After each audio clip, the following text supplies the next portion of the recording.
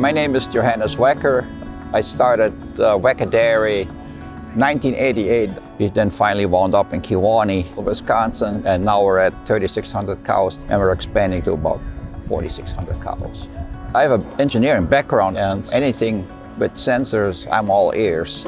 So Amy Benton from Specialties introduced us to SmartSight, and I told her, bring it on. The old way was the cow movers bringing lame cows to us on a list, and it was sporadic, very inconsistent.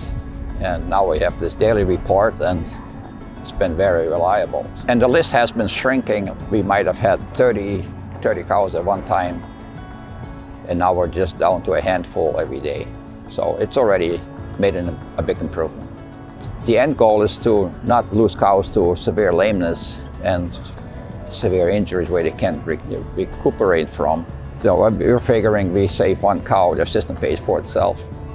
So we've saved more than those, or that one already on a monthly basis, of course. We're totally in. We're very happy with the system.